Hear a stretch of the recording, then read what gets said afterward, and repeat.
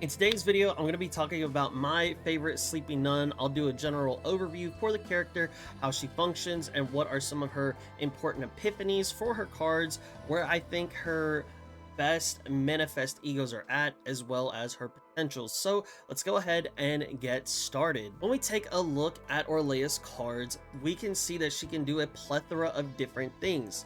Because of her creations that she has, she can either buff your other characters, she can either heal or shield you, or she could be your damage dealer. So she is a very huge flex character depending on how it is that you want to build her.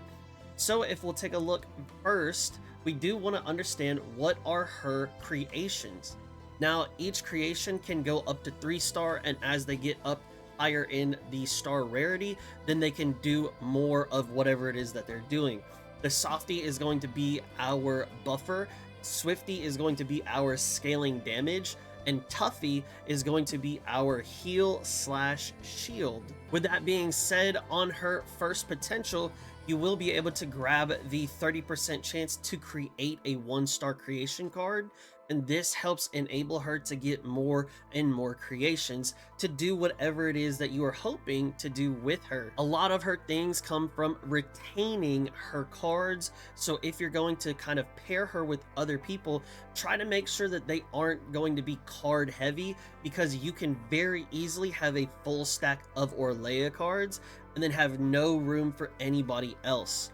The first skill that I want to take a look at is going to be Sacred Censor. This is her most important skill in my opinion, because on her Epiphany, she can get this 2-cost upgrade card. Now with the Outbreak of War, that means it will be there on the very first hand whenever you start a fight. And it also has the chance to give lead, which makes it a potential 1-cost. The big thing out of this is that at the start of every turn, we will get one 1-star creation. Now this will help us scale as we go forward. So in order to go from the 1-star to the 2-star, we need to have 2 1-stars that are the same. So 2 1-star Swifties gets us a 2-star. 2 2-star Swifties gets us a 3-star, and we cap at 3-star. Now, you could take any of these other options behind me, depending on if you're looking to go for the buff, the damage, or the kind of supporty route with the heals and the shields. However, to me, that upgrade card is just the biggest quality of life when it comes to Orlea, in my opinion. The next card that we'll take a look at is going to be a Growth Acceleration. This one is not too crazy of a card when I first saw it. But then when I had seen the Epiphanies, I was like, oh man, this kind of goes crazy. So my favorite one is actually going to be the one that I'm in the way of, is this one right here, because whenever we use this card and retain it on a Tuffy, I know it says Sturdy here, but it is on a Tuffy, we get the -5 combatants stress. That to me feels very good. Now, if you do want to use her for that scaling damage, getting this one right here for the Swifty is awesome.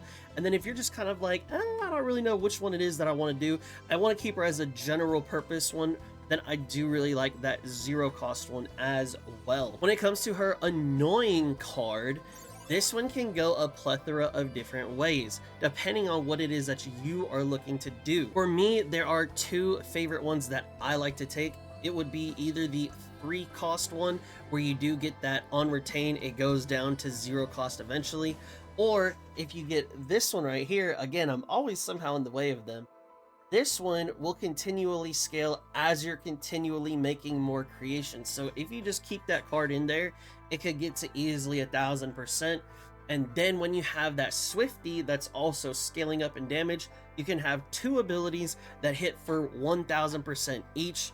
One of them being a 1-cost, the other one being a 0-cost, and just bang bang on that damage. Then going over her Growing Creature, I did used to think that this was like pretty okay, not really one of the craziest ones as well, but then when I looked at her Epiphany cards, some of these, honestly all of these, just feel so crazy.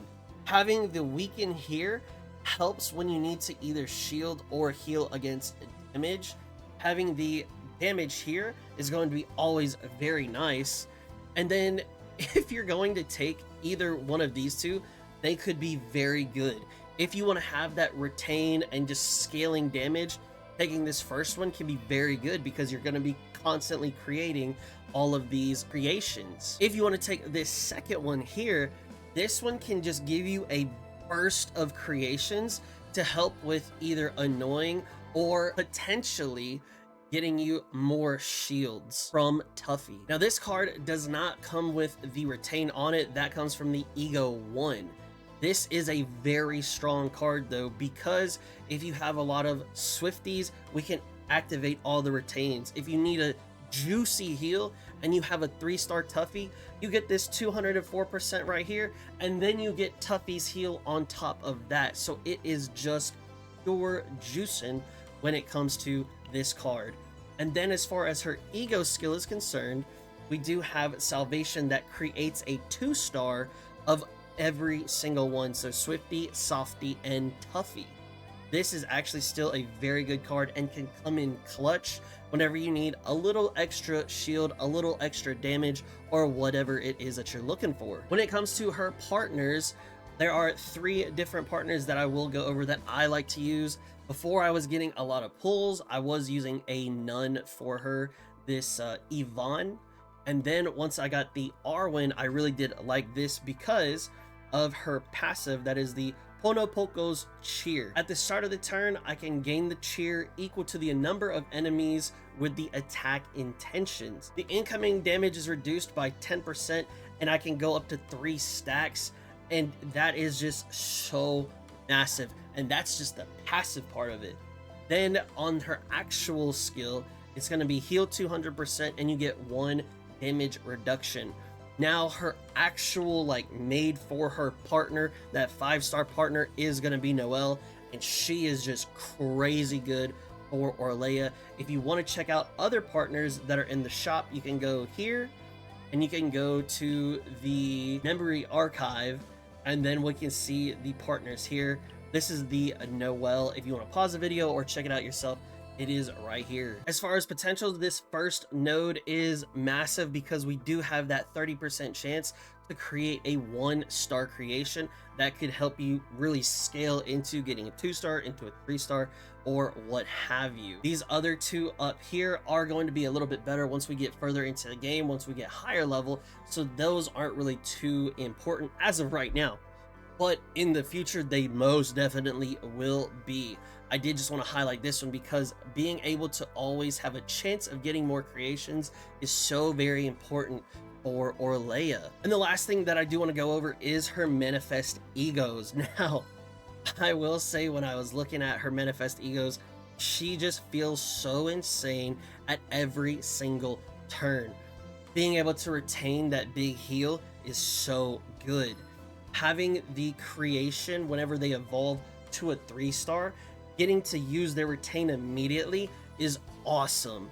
And then on her 3-star for her ego skill, for Orlea's ego skill, you can, instead of creating 2 stars, all of them are now 3 stars. So you are just immediately snowballed. So her level 3 ego manifest is so good. And then her 4 and her 6, those just feel more of like a luxury on her manifest ego. So I'm not too crazy about those ones. They are still good, but those don't feel like they give that massive quality of life like 1 through 3 do. And then when it comes to her 5th one, this, I feel like everybody gets something similar to this. We just upgrade the level of the potentials by 3. Now, Orlea is such a great character. She can flex into many different roles, into many different situations. Let me know down in the comment sections below. Do you agree with my general overview for Orlea? How do you like to use her if you play her? Or is she a character that you were hoping to get in the future? Let me know down in the comment sections below. I would love to hear some feedback as well. Do you want to see more in-depth character reviews once we get to that higher level and once we get more into the game? Or do you prefer these kind of shorter, quicker, general overviews? Let me know down in the comment sections below as well. If you do enjoy the Chaos Zero Nightmare content or Uma Musume or anything else in the future that I might be playing, please be sure to hit that like and subscribe button to the channel. I would greatly appreciate it. Also, here's a massive shout out to my current channel members. Thank y'all so much for for the support. It means the world to me. And last but not least, please be sure to share this video with your friends, with your family, and with your friends' family, so that way we can have a small general overview about Orlea and see if she will become everybody's favorite sleepy nun. Thank you so much for watching, and I will catch you in the next one. Peace!